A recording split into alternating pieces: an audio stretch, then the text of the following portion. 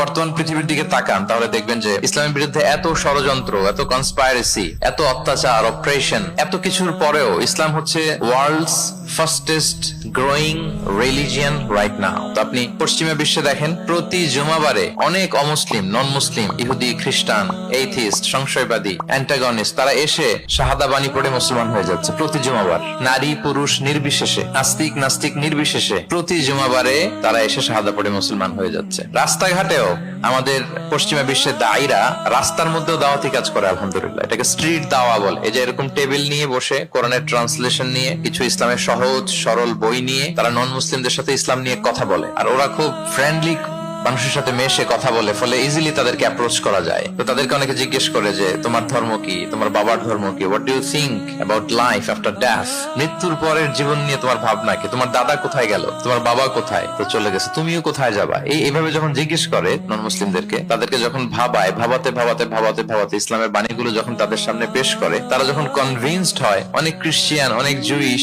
অনেক নন মুসলিম ওই রাস্তার ওই দাওয়া কাজের মধ্যে, স্ট্রিট দাওয়াতে ওইখানেই ঘোষণা দেয় আশহাদু আল্লা ইলাহা ইল্লাল্লাহ ওয়া আশহাদু আন্না মুহাম্মাদান আবদুহু ওয়া রাসূলুহু। রাস্তায় আধা ঘন্টা দাওয়া কাজের মধ্যেই ওরা কনভিন্সড হয়ে মুসলমান হয়ে যায়। গোটা বিশ্বব্যাপী এভাবে ইসলামকে আল্লাহ তাআলা ছড়িয়ে দিচ্ছেন। কেউ এর অগ্রগতিকে থামায় রাখতে পারবে না।